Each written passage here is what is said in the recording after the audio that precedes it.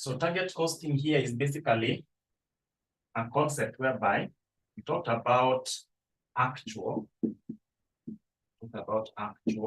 cost, right? Actual cost. Talk about actual cost of results.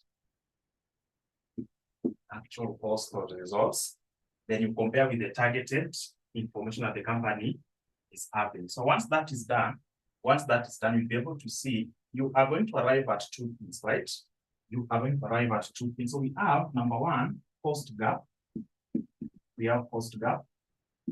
Number two, we have what we call cost saving. We have what we call cost saving. So target costing is whereby a company has been able to sit down, or the management of this particular company has been able to sit down and come up with the total cost that they are going to incur to be able to provide a given service or even produce a given product. So in the process of doing that, they are going to capture a lot of costs, right?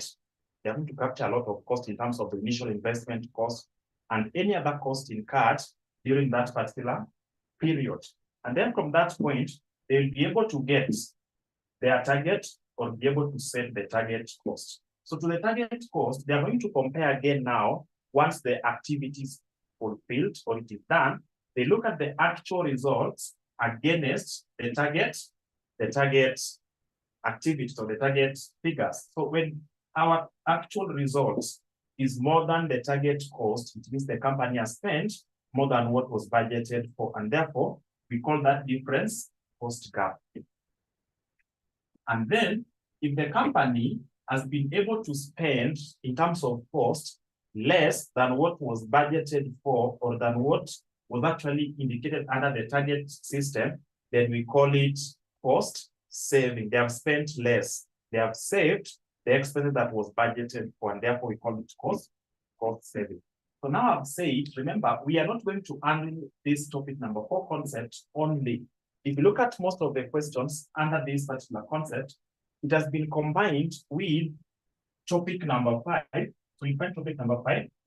Topic number 5 will appear there. You'll find again topic number 2. Topic number 2 will also appear there. So I believe we did, I think I taught you at the early stage of this particular semester, I taught you learning curve concept. And we were able to answer some of the questions under the concept of learning curve. So learning curve, basically, we did learning curve and we said cumulative cost for labor hours is equal to A x raised power b, right? Raised power negative b. That's what we did. That's what we did. Should be +1.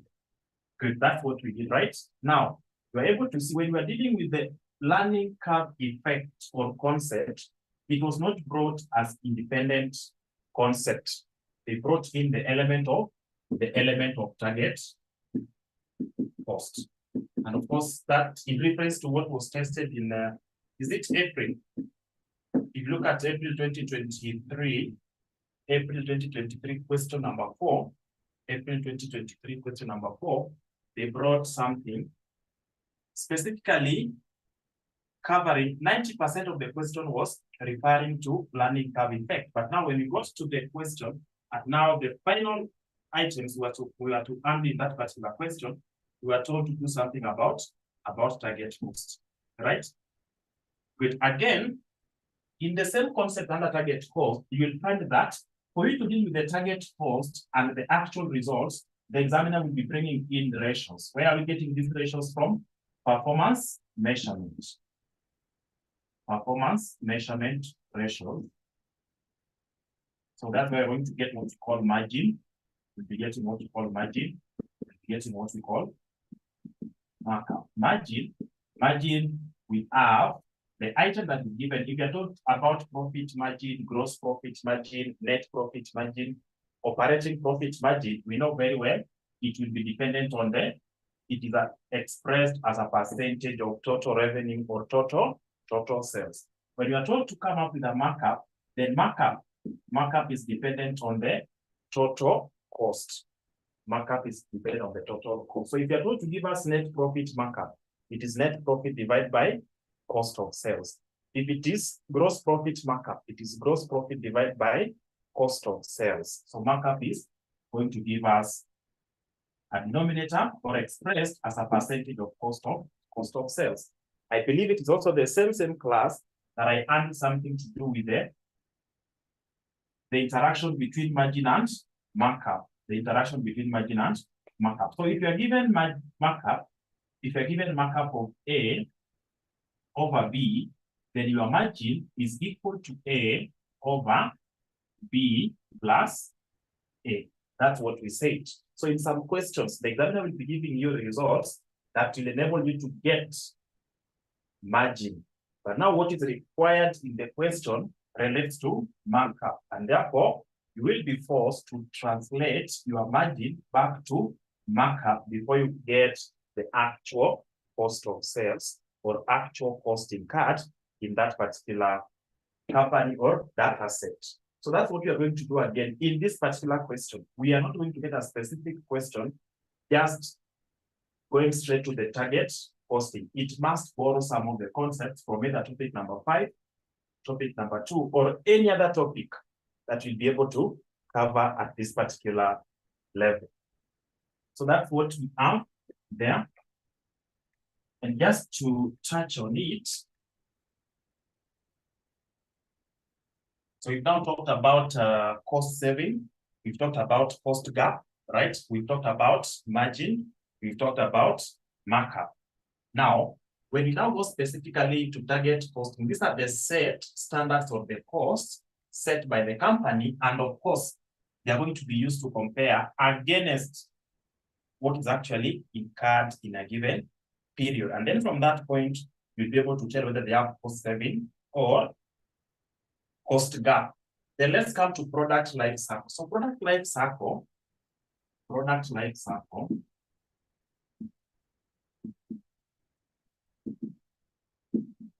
cycle, this refers to the total cost you are going to incur from research, right? So we have research and development. You want to develop a product, you want to introduce a new product, right? So you're going to bring in the cost you're going to incur from the research. You've just been able to come up with an idea of introducing a new product. So that idea, of course, maybe you'll be coming up with the strategies, and then you share with the experts to be able to give you their input towards the same. The amount you're going to pay them will be regarded as part of the research and development cost.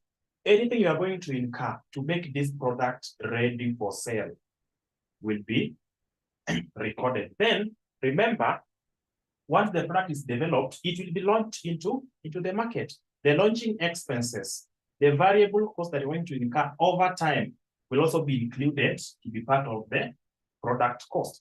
So the product life cycle costing is basically giving us the total cost incurred from time 0 when the product is being developed, right? From time 0 during the development until you have that product now declined, or it is basically eliminated from the market. So let's say if that product, once it's developed, you're going to incur some cost at this point. You'll be able to sell the quantities, whichever limits you're going to sell, until you get to a point whereby you cannot sell it again. So yeah, maybe we can have something of this thing.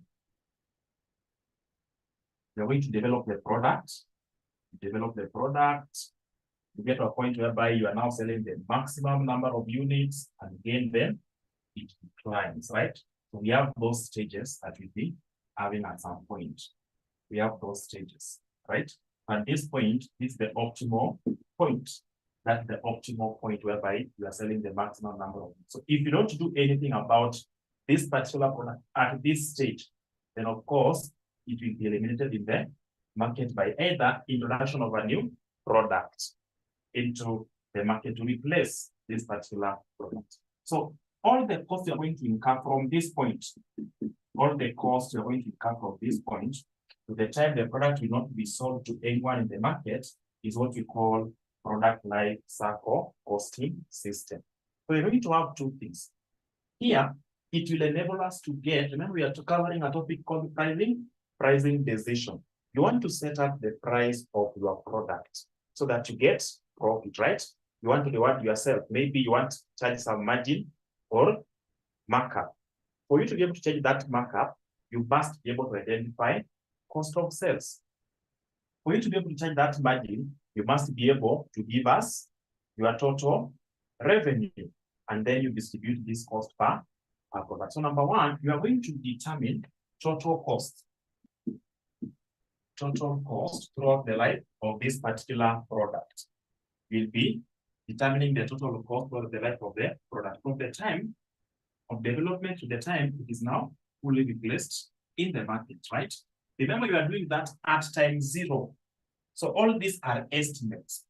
We are trying to estimate at this point, I've been carrying this cost. At this point, I need to maybe bring in additional fixed cost, right? So all those costs are being estimated at time zero before even the product is actually developed, before it is even launched into the market. And then once you're able to identify total cost throughout the lifespan of this particular product, you now come in and maybe come up with a markup as a company. Maybe you want a markup of 20%, you want a markup of 25%, or even 30%, right? So that markup will enable you to adjust and get the target revenue, or even total revenue actually. Talk about total revenue throughout the life of this particular product. Once you have total revenue, remember, at this point, you are estimating cost, and at the same time, you are estimating the quantity of this product that will be sold once it is launched into the market. So once it is launched, you'll be able to tell us, you know what, in year one, we'll be able to sell 40,000 units. In year two, we'll be able to sell 50,000 units. In year three, we'll be able to sell even 10,000 units as now decline. So you get the total number of units that will be sold from time zero to this particular point, right? And then you bring now volume or units of output. Stroke units of output. So if I have units of output here, and I have total revenue throughout the life of this particular product, number one, I can now get selling price. I can now get selling price per unit. In some questions, they are going to tell you not just selling price. Remember, we are having total revenue, and then we have total units. Some books it is called average selling price or average profit. I mean average revenue, average selling price or average revenue per unit, the same as selling price per unit. So that's what we want to do here. With all those stories, that's what we want to do here by looking at a question. Then the last thing before you get to the question, you'll be told, maybe you have this particular product. So what are some of the advantages or importance of actually doing the product lifecycle costing system? Instead of waiting for everything to fall into place, what are some of the advantages of doing product lifecycle costing system? So number one, you'll be able to understand all the costs related to this particular product throughout its entire life, right? All the items needed to make this product from the time of development to the time it is eliminated from the market. So by doing that again, you'll be able to identify some of the challenges in the market. You are telling us, you know what, at this point, we'll not be able maybe to sell more quantity than this number of units. So what will happen at that point? Number one, you can come up with strategies of minimizing on the fixed cost. If I'm not going to increase the volume, then I can reduce on the fixed cost, or I can look for other means to minimize on the variable cost per unit so that I am able to maximize on profit. Number two, am I able to come up with any technology at this particular stage, so that instead of this product declining, I can still stay at this point for maybe the next 2 or 3 years as I look for other means to introduce a new product. So those are some of the benefits that you'll be able to generate by conducting product life cycle costing system.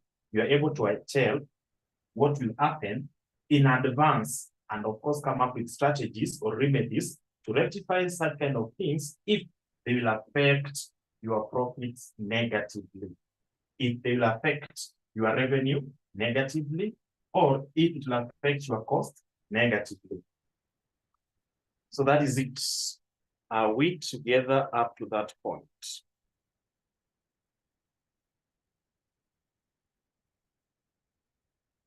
Are we together up to that point?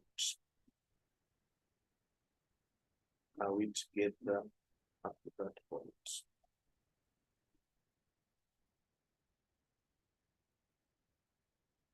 Good. So that's what we are going to do here, and be able to see it. Now, once we get to the calculation, another thing, in exams, the examiner can give you the question in two ways. Number one, you can be given the question and you are given the discounting factor. Remember, I've said all this is done at 0.0. At time 0, we are trying to anticipate what you are going to receive or what you're going to incur in year 10, right?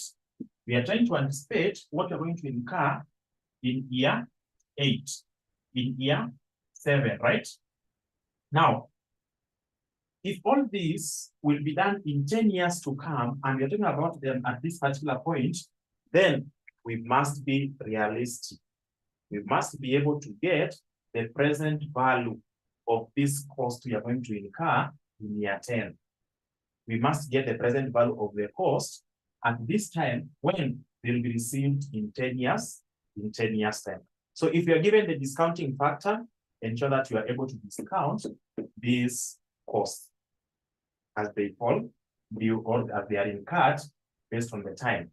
Number two, if the examiner has not given you the discounting factor, then please just do it the way it is. Don't be bothered about the discounted amounts. Just with the way it is given. So maybe from the past papers, we'll see 2 or 3 questions whereby one of them is having the discounting factor and the other one is not having the discounting factor.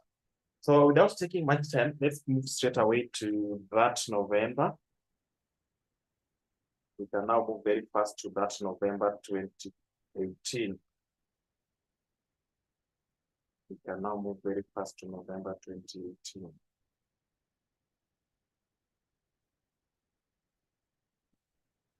November 2018.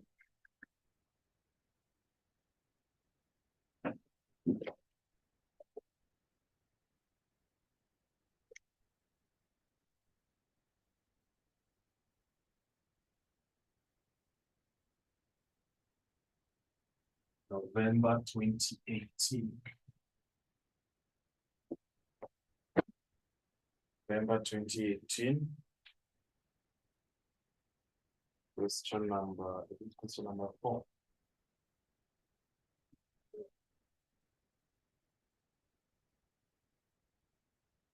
November 2018.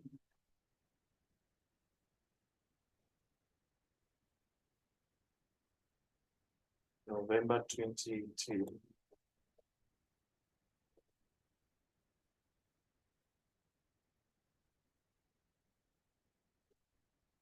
Question number 4B. November 2018, question number 4B. So we are told here, November 2018, question number 4B.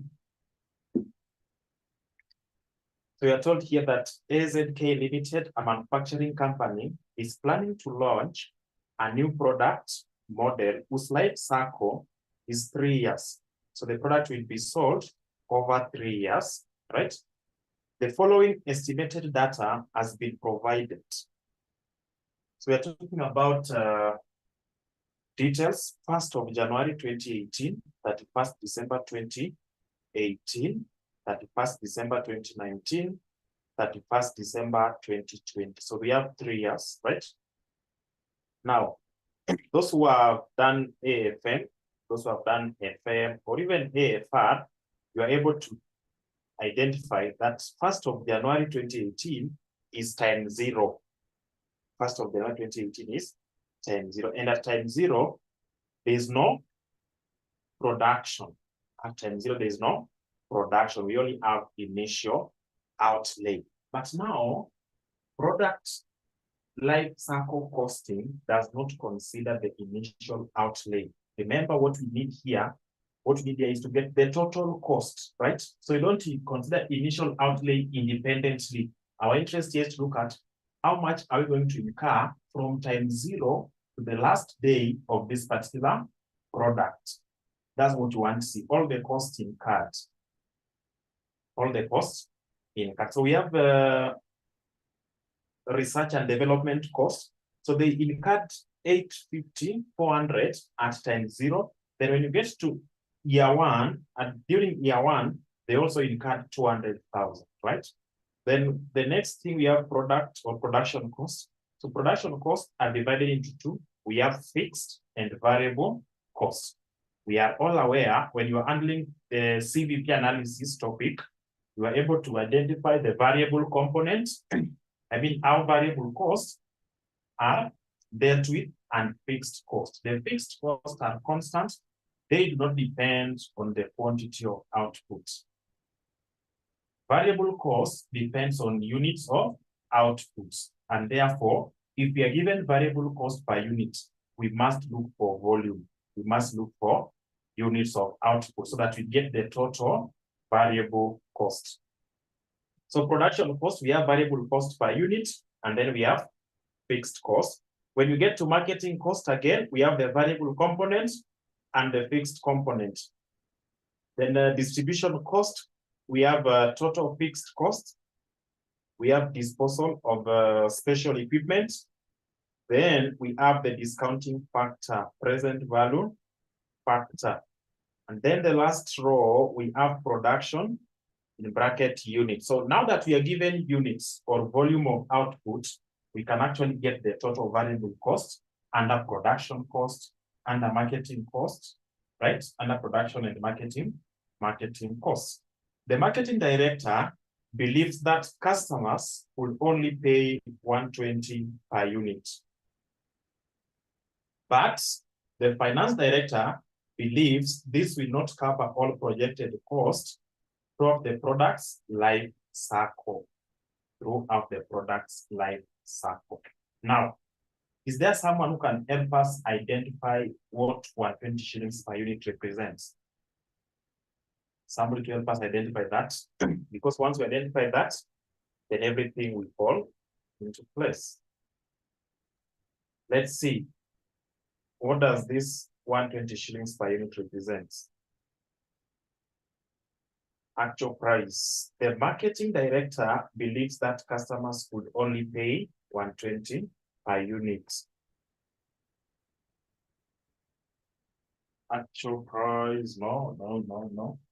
Remember, I talked about, for us to be able to get the cost gap or cost saving, we take the target cost plus actual results minus actual results, right? Or what is given us per the information. So what we are having here, that 120 is the target. They are targeting 120 shillings per unit as the total cost. They are targeting 120 shillings per unit as the total cost. Now, if you are able to get target, so we now have target cost of shillings 120 per unit. We should be able to get the price or cost per unit under the product life cycle costing system. So the product life cycle costing system, we must get the total cost for the 3 years, then we divide by the number of units. We divide by the number of units. Now, if you look at this question, are we going to discount the the expenses or the cost? Are we going to discount the cost? Are we going to discount the cost? Yes, we will be discounting this cost because we have been given the discounting factor. We have been given the discounting factor. Good. Now, We have two ways of dealing with this question. Either of the two will get you to the same point. This is what you are going to do. I want us to maybe help us here, save on time. So we have January 2018. January 2018. We have December 2018. We have December 2019. And then we have December 2020.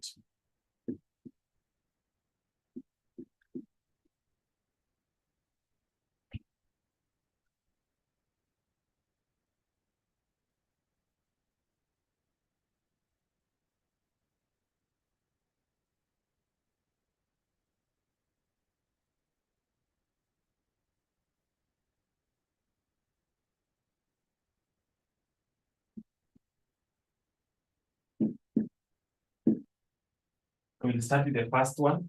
We'll start with the first one, that is research and development cost. So we have research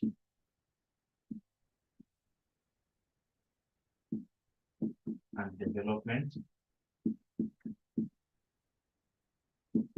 So January 2018, the company incurred 850,400. 850,400. The next one we have 200,000. 200,000. Good. Then 2019 we don't have anything. 2020 we don't have anything in regards to research and development. So let's go to production cost. So we have variable production cost. We have variable production cost. So variable production cost, we are told that it is 100 shillings in 2018 December, 80 2019, and 90 2020. So let's get the total variable cost. In January 2018, no units were sold, right? We don't have any unit which was sold. There was no production, and therefore we are, we don't have any unit that was produced. So we are not going to have variable production. How about 2018 December? The variable production cost per unit is 100 shillings. Are we able to identify units of output? How many units were produced? How many units were produced December 2018? 20,000, right? So when you take 20,000 times 100, how much are you getting? 20,000 by 100? 20,000 by 100? 20,000 by 100.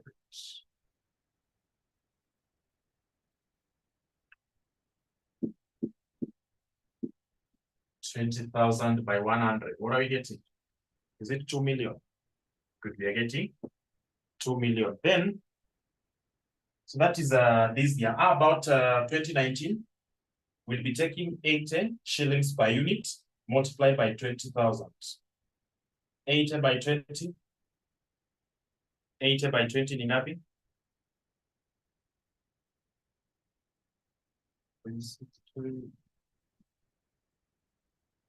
80 by 20.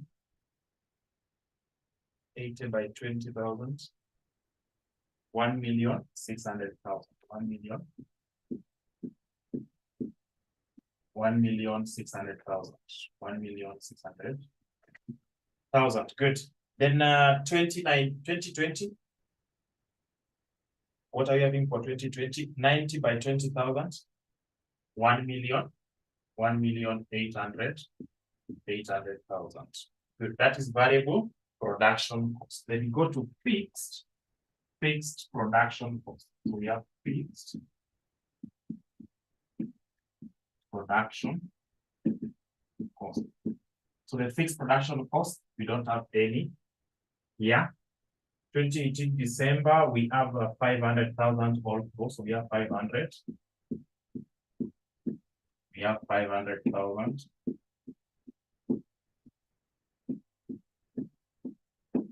have 500,000. Good. Then from the production cost, we are going to marketing cost, variable.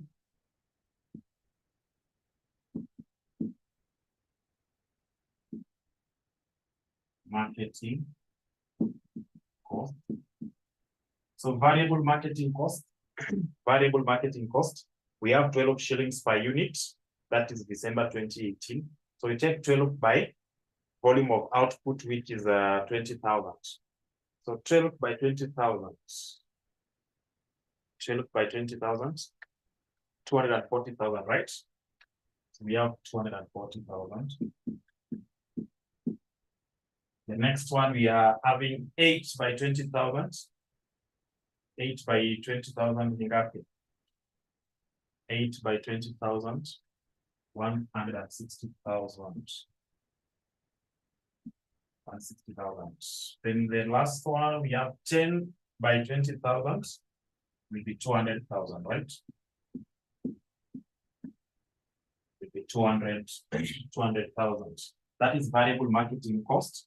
Then we get fixed marketing cost. So we also have fixed marketing cost.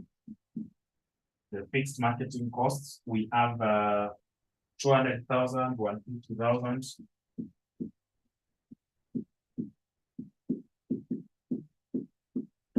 And then we have 100,000. Good. From marketing cost, we are moving to distribution cost. So we have total fixed cost. We have total fixed distribution cost. So we have fixed distribution. We have fixed distribution cost. That is 120,000 all through.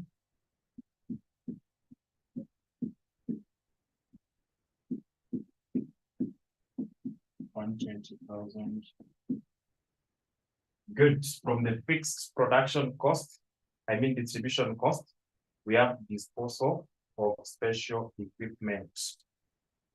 Disposal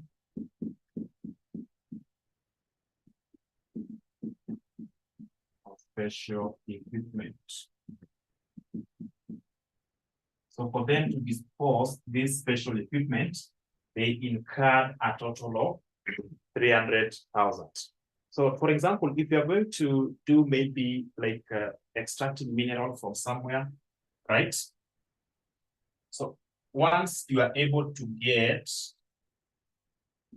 all the mineral deposits, you must be able to do what? To level the place where you're actually taking the mineral from, right?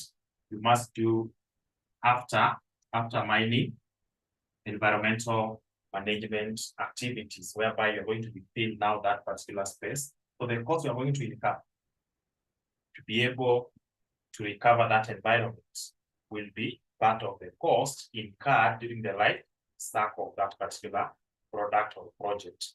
If you are using toxic chemical, and therefore you must be able to dispose this chemical in a place that will not affect those who are using the surrounding environment, then of course the cost incurred again to dispose that particular chemical will be part of the product life cycle cost, will be part of the product life cycle cost. That's why now the disposal of this special equipment has attracted a cost of 300,000 in the last year, 300,000. Any other cost that you're having here? There's none. So once you're able to bring in all the costs, we now have the cost incurred from period 1, 2, 3. Of course, from period 0, actually, from 0, 1, 2, 3. Now, I said we have two methods. We have the discounting factor, right? So let's get total cost. Let's get total cost. So total cost, we're going to do the summation. We'll be doing the summation of all the costs. So can you add everything? In this column, we have 850, 400. This side, we have 200 plus 2 million plus 500 plus 240 plus 200 plus 120. What are we getting? 32,60,000. So we have 32,60,000. Great. How about 2019? How about 2019? 2530. 2530. Great. Then December 2020. December 2020. 3020. So we have 30.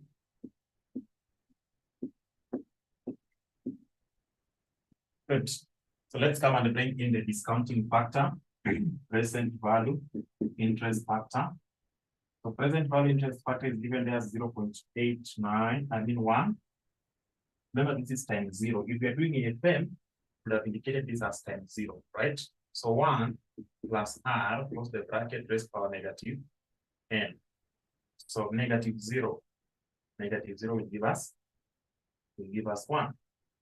Then we have 1, 0, 1, 2, 3. So the examiner did not give us the exact rate, but we are given the discounting factor. So let's have the discounting factor down here, 0.89. Of course, reduced to decimal places, 0.80. Then we have 0.71. So once we are able to get the present value, we can now get, discounting factor, we can get the present value. So total cost, we need to get the present value of the total cost. As at today, are we able to get that? So 1 times 850, 400 will give us 850, 400. As at today. How about this one here? 1 year down the line, 3,260,000. Is disposal of equipment a cost? Yes, I've actually explained here. You are doing mining somewhere, so you have to rehabilitate the mining place. You have to rehabilitate the mining place, right? So that will be, we are going to incur cost to be able to rehabilitate that particular environment. You are using some toxic chemicals, and now that you are done with the extraction of that particular product or mineral, you are not going to store this toxic product. You are going to, you'll be disposing it. In the process of disposing that toxic product, you are going to look for experts who will be charging you for the effective disposal of that particular chemical. So we're talking about disposal of special equipment. They incurred cost to be able to dispose it. So we have 2901.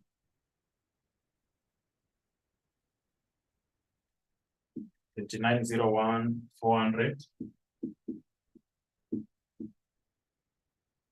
How about December 2019? 2024.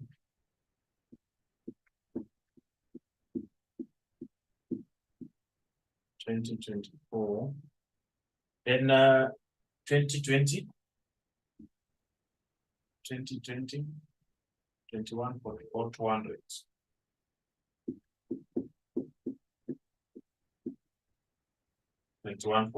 200. So these are the costs.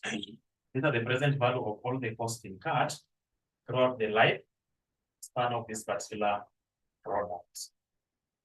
Throughout the lifespan of this particular product. Good. So let's now get to this place. Let's get to this place and do what? We can get the total cost. Can you get the summation? When you add all this, what are you getting?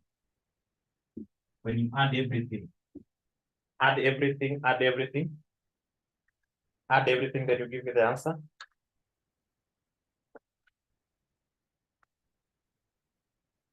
Add everything.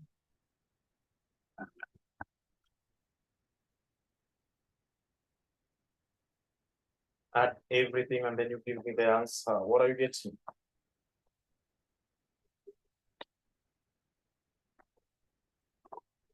When you add everything, that is 79.20. So we have 79.20. That's the total cost, right? That is the total cost. Good. Go ahead and give me total production for units.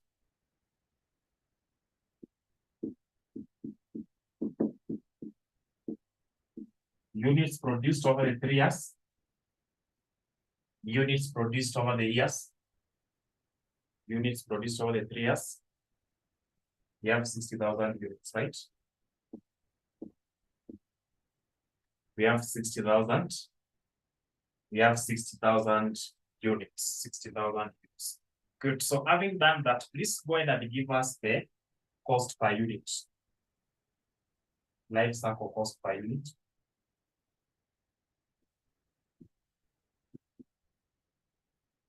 Per unit.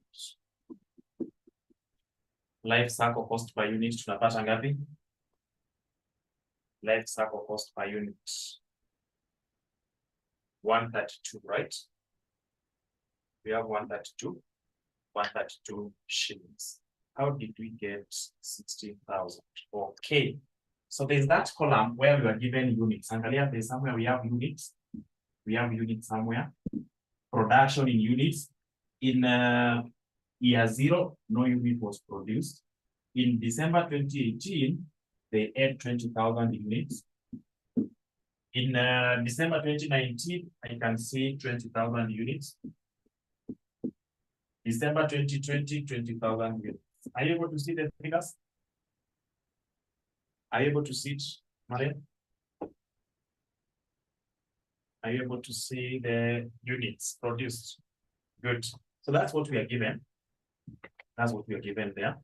Now, remember I said we can solve this using 2 methods at this point. So somebody, instead of getting the cumulative cost at this point, this is what they are going to do. They are going to take, let me just put one somewhere here. They'll be taking, for example, research and development cost. Somebody will be doing this. Somebody will be doing this. Let me just have it here demonstrated. So somebody will be coming and telling us, you know what, in year 1, or actually for the research and development cost, to get the total, they're going to take 850. Yes, they are going to take 850,400 times discounting factor, which is 1, plus 200,000 in year 2 times discounting factor 0.89, right? And that is the total research and development. So research and development cost, we'll be able to get the total. They come to variable production cost. So variable production provides cost. It's called variable production cost. They now come and say variable production costs. We have 2 million. They'll be coming and taking 2 million, right? 2 million times it is in year 1 times 0.89 plus 1,600,000 times year 2, the discounting factor in year 2 is 0.8 plus variable production cost 1,800,000, right? 800,000 times 0.71. So by doing that, they'll be having total research and development costs. We can have the total somewhere here actually. We can have the total here.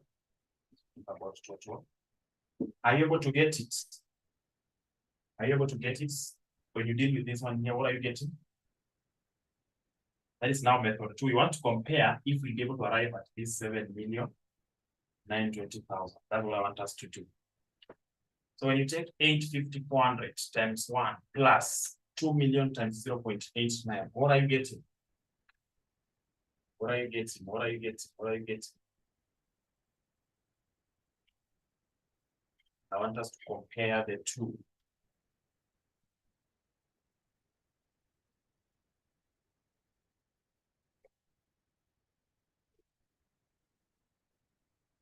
I want us to compare the two.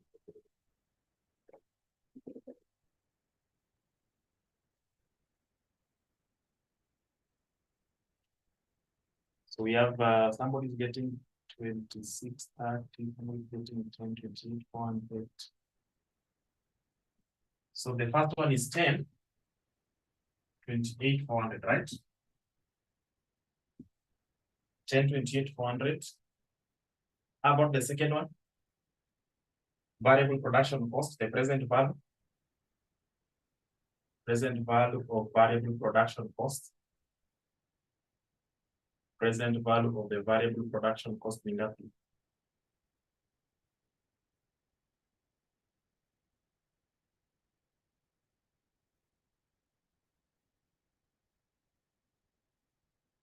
Okay, let's start with the, what is the present value of research and development cost?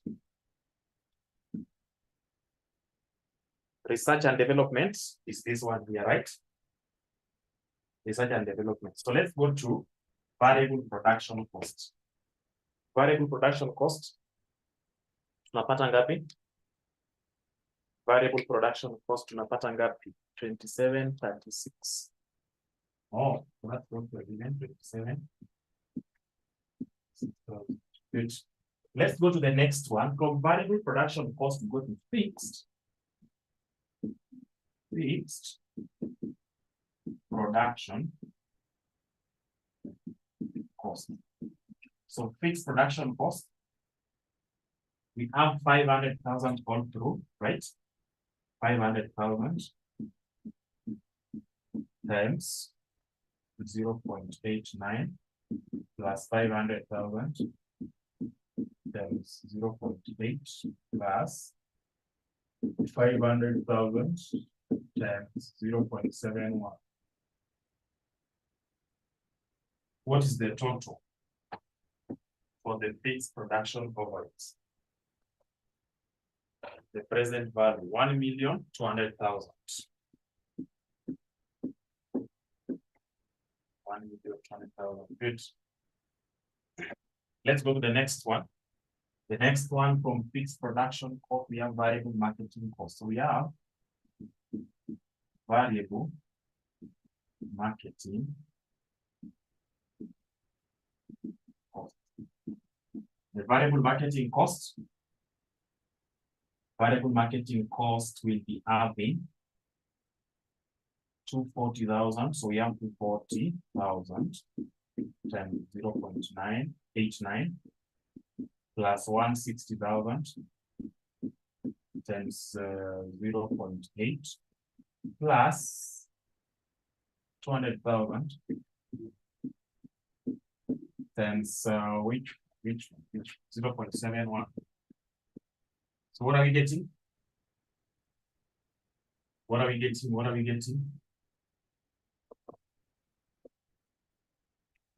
Variable marketing costs, 483,600. 483,600. Good. Then once that is done, we add fixed marketing costs.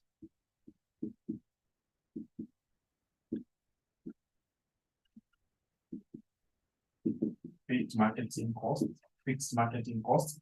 We have 200,000. Were we having any figure here under fixed marketing cost? Times zero. Are we having any figure for times zero?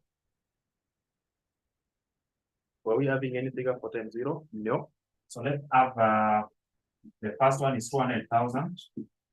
200,000 times 0.89 plus 150,000 times 0.8 plus 100,000 times 0.71. So what are we getting? Fixed marketing costs. 369,000. 369,000. Good. So from the fixed marketing cost, which one are we leaving out? Which one is remaining? Let me look at the titles that were given. Fixed marketing. We have distribution cost, fixed distribution cost. Fixed distribution cost. The fixed distribution cost, we have 120,000 all through.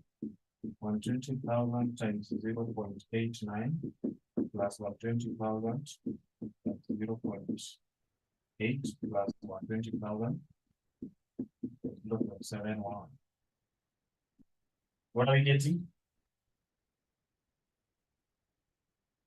Fixed 288,000.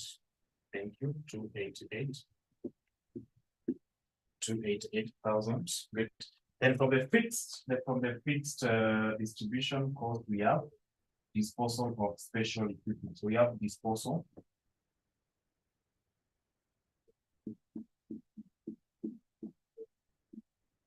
equipment cost. It was incurred in year 3. It was incurred in year 3. How much? 300,000. So we take 300,000, multiply by the discounting factor in year 3, which is 0.71. So what are we getting? 0.71 by 300,000, 213,000. We have 213,000. Good. So can you get the total? Can you get the total cost? Total cost, present value of the total cost. Add everything in this column. Add everything in that column. Add everything in that column.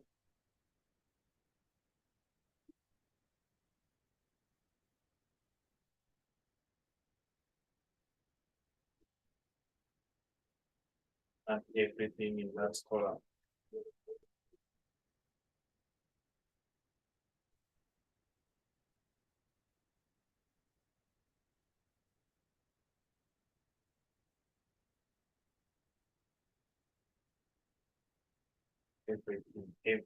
Everything should be added in that column. Everything should be added. Everything should be added. Unless there's one that was left out. 63.18, somebody's getting 77.920.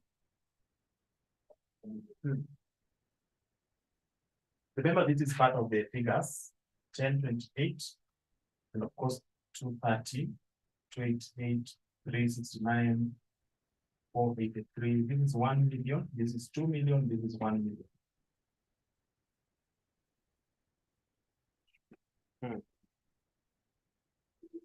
63.18. How are you getting the figures? When you add everything in this column, are we getting the same thing? This one is not involved. Added everything. So which one should we go with? If it's 79.20, I'm a 63.18. Are we having all the items? Let's see if we've captured everything. So we have research here. So production, we have fixed and variable. Marketing, we have fixed and variable. Distribution, we only have fixed. And then we have disposal of the special equipment. So everything is captured here. Everything is captured here. This is forgetting 63.18. We should be able to get the same thing. The only difference is the other one we are doing it vertically, but this one here we are doing it horizontally. Unless something was left out. Let's see. Variable production cost should be 43.38. Variable production cost should be 43.38. 43. So can you redo this one here? Someone gave us a wrong figure. Can you redo this? This is 2 million. This is 1,600,000. This is 1,800,000. Can someone redo it, please? Is it really 2736 or is something else? I think that's what the problem is. When you do away with this, can you give me the right figure for variable production cost? Variable production cost, 43,38,000. 43.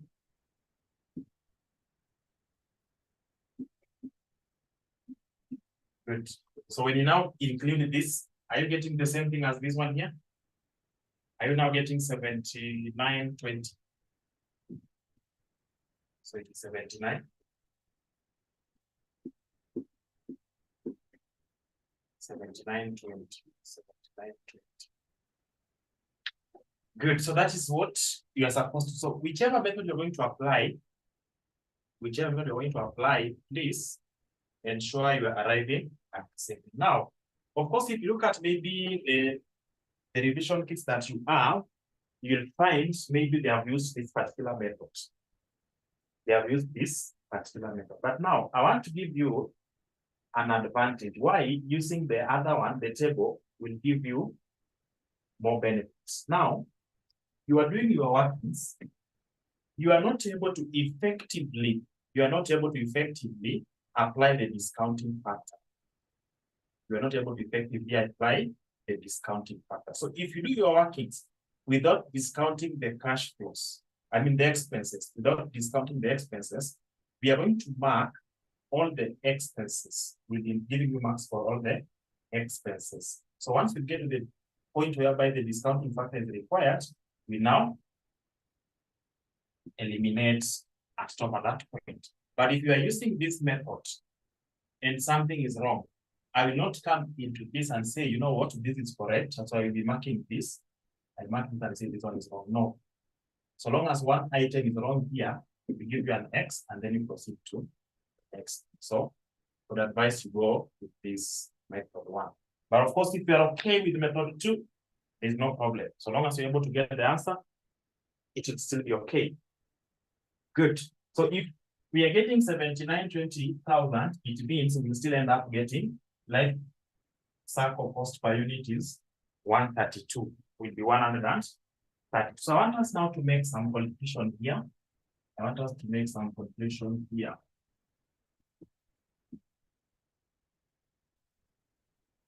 So we have life cycle costs.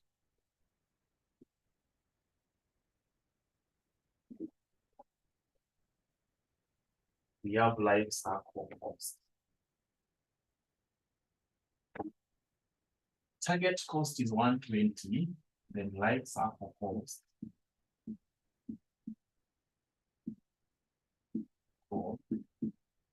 equal to 130, 132 shillings per unit. Can you now advise these people? If they were to set selling price, are they going to set anything below 132? If they were to set selling price, are they going to set anything below 132? No, because if you set anything below 132, you'll be making losses. If you set anything equivalent to 132, you will not make any loss, you will not make any profit. So the life cycle costing system here has now enabled us to know the total cost per unit, the estimated cost per unit. So from this point, if you decide, the company will say, okay, cost per unit is 132. They normally have a markup. Let's say they have a markup. They have a markup of, we're talking about 10%. Remember, markup is based or is dependent on cost. So if markup is 10%, it means we have cost per unit 132. Then markup is 10% of 132, giving us 13.2. So 1.32. 10% of that is 1.32. So what are we getting? What are we getting? Markup is equal to profit, let's say profit over cost of sales. Now that we have cost, do we have markup? Yes, 10% is the same as 1 over 10, right? 10% is the same as 0.1 or 1 over 10 is equal to profit. Do we have that profit? Do we have that profit? No. Do we have cost? Yes, we have 132. Should be 13.2. 132. Good. So once we have that, and we now make profit the subject of the formula, the profit is equal to 132 divided by 10, giving us 13.2. What if you are required to give us now a markup? Margin. We said that margin, if margin is given and then we have markup. So markup is equal to A over B. Margin will be A over B plus A. Do we have that in place? Yes, we have it here. So our markup, if our markup is 1 over 10, then our margin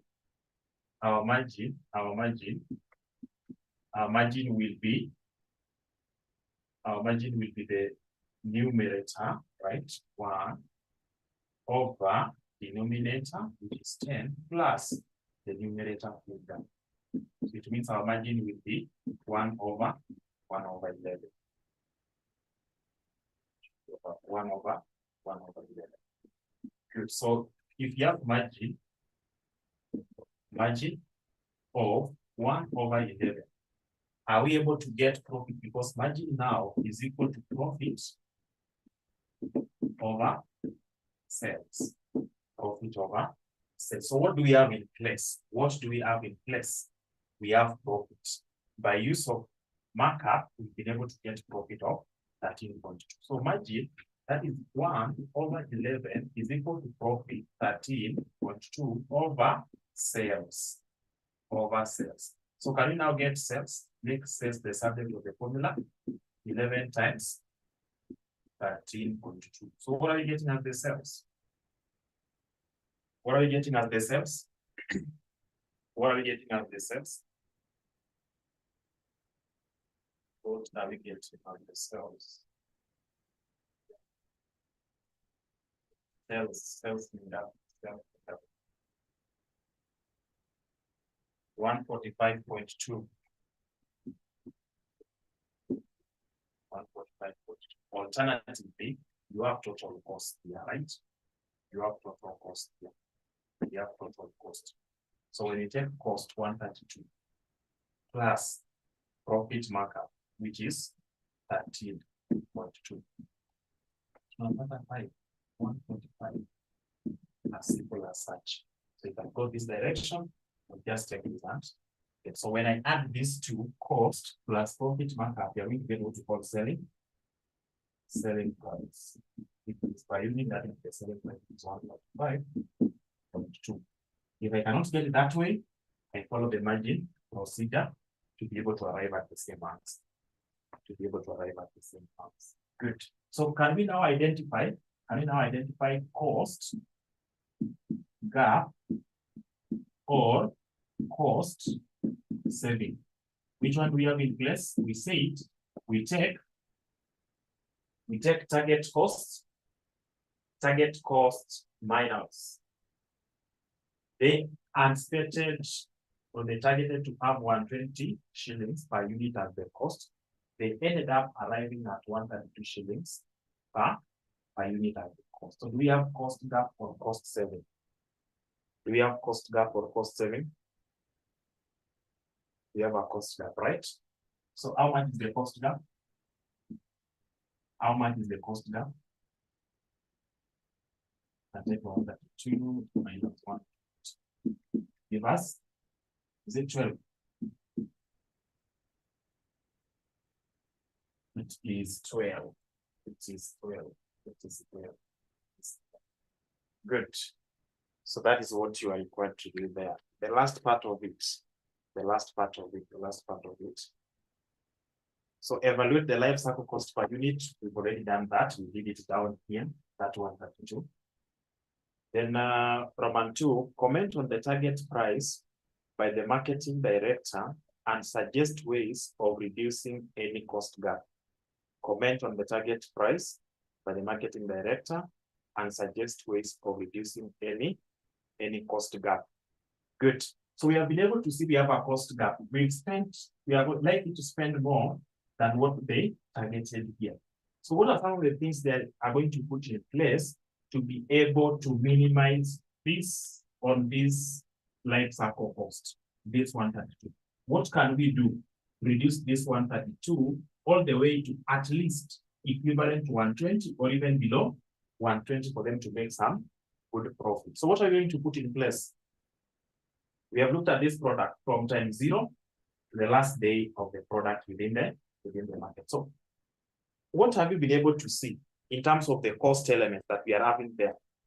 In terms of the cost elements, bulk buying, remember, so we cannot really increase volume because for the entire lifespan of this particular product, they are only going to sell 60,000. That's what they can sell. So maybe volume is fixed. As for this, the volume is fixed. Units of output cannot be changed. Unit of output cannot be changed. Can you look at the first item? We have research and development cost. What if this research is done manually? Are they able to automate and maybe incur at least half of 850, 200,000? To incur at least half of 850, 400. Instead of incurring 850, 400, they can automate it and spend around 500,000, and then they forget about the difference and also what would be incurred in December 2018, right? Good. Number 2, another thing that they can do, remember variable production cost. Variable production cost, as what it is for your information, people are not going to be perfect because this product will be introduced at time 0. So we expect something to do with what we call learning effect. So this company must try as much as possible to come up with ways of motivating the employees. Because once these employees are motivated, we are going to have reduction in variable cost as we proceed. Why? These people will be motivated, they'll get used to this work, and then they are going to take less time to do the same production over time. But if the company fails to do that, they might end up incurring more than what was targeted, right? Why? Because after every maybe 6 months, they have to bring some new person to replace those who have left the company. So people are leaving the company due to poor working condition. So in that effect, we'll keep on bringing in new people who have to learn over time before they get used to the production system. So if that happens, you are going to incur a lot of cost, that is the variable production cost, to generate this particular product. So they have to look for some incentives to motivate the employees. By doing that, they are going to increase the effectiveness of their employees and therefore reducing the production or variable production cost. Total fixed cost. Total fixed cost, what can they do? Again, total fixed cost, maybe they have rented a space. This space is not fully utilized. So what do they need to do? They can bring in another product or another service within that particular space to be able to do what? To be able to recover, to share the fixed cost with this new product and the other service or product. By doing that, they'll be able to minimize on the fixed production cost per unit of this new product. Outsource some functions like distribution. Yes, instead of buying maybe a motor vehicle or a tractor that will be a lorry that will be used to transport their products or distribute their products, this lorry requires insurance, right? You need to do repairs, right? You need to do maintenance of this particular motor vehicle, lorry. You need to buy spare parts. Then you need to employ a driver who will be able to do what? Who will be able to take care of this lorry throughout this particular lifespan of the product. All those costs, purchase of fuel. So instead of having all those costs in place, then outsource. There are those people who have enough resources and actually well versed in terms of distribution or transportation of goods. So you can just outsource that, tell them to hire, and only pay them when you need them. Remember here, even if you have a machine breakdown for even 2 or 3 months, still you'll have to pay the driver. You must take the comprehensive insurance cover for the entire year, right? So such kind of expenses can be minimized by outsourcing some services. Another point to review then, the supply chain. Yes, there are some stages that are actually not necessary. There are some costs you are incurring here that are not necessary. So we can eliminate them and then be able to minimize costs. So those are some of the things you are required to deal with in this particular question. Those are some of the things that you are required to deal with that particular question. So are we now conversant with the target costing, product life cycle costing? Are we now conversant with the product life cycle costing? Are we now conversant with the product life cycle costing? Great. So you can now look at now that you've done learning curve concept. Of course, I personally told you that. Because we've done learning curve concept, there's a question from April City. You can click time and look at it. If I look at it, it is partially learning curve, and the last part of it, you are having some target cost. You are having some target cost. If you look at, is it August 2023 also? We have a question. August 2023. April has got one, if I'm not wrong. August 2023, all of them are 2023 students. You'll be able to see a question whereby you have learning curve as a concept, but now the last part of it, you're given target cost. That target cost or target revenue will enable you to come up with either margin, the one that will be there, either margin or markup. So with that, you can actually translate back to costs. You can actually get back to cost and compare the target and what you are getting when you use the learning curve concept. Are you having a cost gap or cost saving? Right? Yes, so that is it. That is it. So I believe that is enough for today. That's enough for today. We just want to now end our session. But of course, you've done a lot of things. If you look at, I think you did this as you prepare for your exams. Topic number 7. Topic number 7. In April sitting 2024, they tested something about variances, right? They tested something about variances. So they normally alternate those two concepts. If you look at December 2023, December 2023, we are now talking about topic 7. Topic 7. That is budgeting. December 2023, they tested something about, it is called activity-based budgeting. Of course, at intermediate level, you are calling it activity-based costing. That is December 2023, right? Now, if you come to April 2024, from the same topic, they brought something about variances. And at this level, just be conversant with the reconciliation. You must reconcile. Reconciliation of variances. You have budgeted income statement. You have actual income statement. So with the budgeted income statement and actual income statement, something happened here. There are things that did not go as was planned, right? You plan to sell 10,000 units. You ended up selling 11,000 units. You plan to sell 6,000 units. You ended up selling 5,000 units, right? That is the volume. Again, the selling price. So all those things, when brought together, they will lead to the difference between the budgeted income statement and actual income statement. So you are required to reconcile. Now, this is what normally happens. Don't take like 2 hours trying to get this account reconciling. No. The reconciling figure will not be marked actually. For your information, you will not get any marks for the reconciling amount here. No, you will not get. Because they are going to tell you, give us budgeted income statement if they have actually in place. So budgeted income statement, you give us budgeted sales, budgeted variable cost, budgeted fixed cost, then you get net profit. You cannot get marks for net profit. No, that is not there. You only get marks for sales, variable cost, fixed cost. So once that is done, you come to the reconciliation. How do we reconcile? Calculate the variances. We know very well that anything touching on revenue, for us to get revenue, we must talk about the units sold. We must talk about the units sold, right?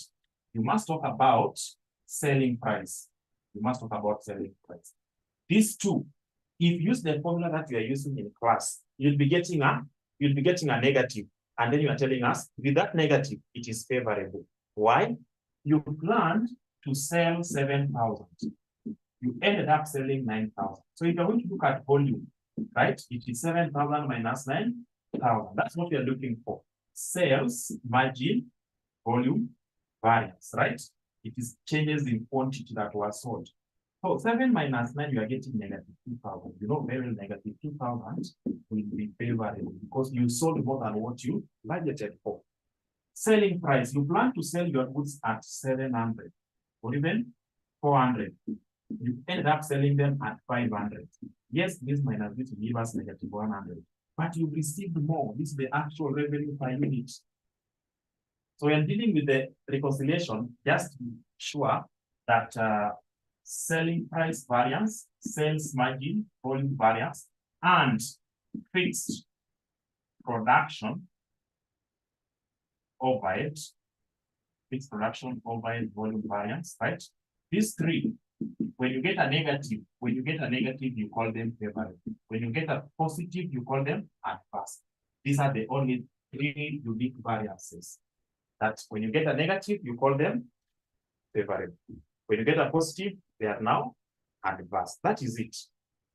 So this concept of variances was tested in April. We are now expecting activity-based budgeting or activity-based costing as per intermediate level concept. So just look for a simple question, go through it. I think one is there in, is it April or December 2022? And then of course the last sitting, that is December 2023, there's a comprehensive question there. It was lifted from, is it 2010 or 2008, somewhere there. Nothing was changed, only sitting. Balance scorecard is there in topic number 5. That is performance measurement. So performance measurement, you must tell us, you must know how to get residual income, return on investment, accounting rate of return, right? You must tell us how to get economic value added, right? So these two are tested in last sitting, that is April. We expect them, if they have to set a question from this topic, we expect them to bring this. And of course, if it is a theory, just no balance scorecard is a compulsory thing. Yes, you are taught that by Dr. Ura. Activity-based budgeting. Activity-based budgeting. You are telling us we have support or setup. You're having setup costs, right? Maybe 700. Then you have department A, department B, department C. The cost drivers were here. So we have a number of maybe machine runs or setups. We have 4, 7, 2. When you add this, you are getting 13. So for A, it is 4 over 13 times the cost to be shared. You did that. You did that. So those are some of the things that you should be revising at this point. If you go to what we did again under inventory, we are talking about optimal stock level, and then you give us also probability of running out of stock. It was not tested completely, in April 2024. In December 2023, they tested this concept, right? Now we are expecting them to bring, the simulation. It has taken so much time, simulation here. And then once you're able to do the simulation, you give us the average cost per unit over the 10 weeks, over the 10 days, over the 8 weeks, right? Something of that kind. You must prepare for that. Again, learning curve, you don't have a choice. You must just understand it again. Learning curve, you must understand it. And then another thing that if it misses in that paper, then it means you are doing the wrong paper, is what we call transfer pricing. Transfer pricing, whereby you are given division A, division B. So division A is making product K, right? This product K is the raw material for division B. Is the raw material for division B. So division B do not have any choice of purchasing raw material. Of course, they have choice of purchasing raw material from anyone, either internally or outside. But now, division A is being told they have two options. Either to sell, they have two options: selling first everything to B before selling the deficit to the external market. Now, external market is offering a good price, is having a good offer than division B. So where will they sell it to? External market or just internally here before they look at that? If they do it internally and the external market is offering a good price, then it means they're going to lose some money. That money is called opportunity. So we're talking about opportunity costing, right? Transfer price using opportunity cost, the value of the foregone alternative. They are accepting to sell their goods to B at 10 shillings, yet the external market is accepting to purchase the same product at 15 shillings. They are losing 15. That is opportunity cost. So are we able to use that to come up with the transfer price? Transfer price. If your exam will not have this question, then something is wrong somewhere. So this one here, whether it appears, whether it's tested or not, it must appear consecutively. Look at what was there in August 2023. Look at December 2023. Look at April 2023. It has been there. So we have, is it three methods? Yes. We have market costing method. We have negotiated costing method. Then we call it variable marginal costing, right? Or opportunity cost method, right? The limiting factor concept, again, I think it was not tested in April. So limiting factor will be coming under CVP analysis. Either you do CVP analysis for multiple products, individual products, which again was tested in December. So they not test limiting factor. What if it appeared in exams, but now combined with the transfer pricing concept? So we have a lot of things to do. And of course, you've done them in class. So you're actually more than prepared for these particular exams. Thanks for your time. Have a blessed night, and let's meet some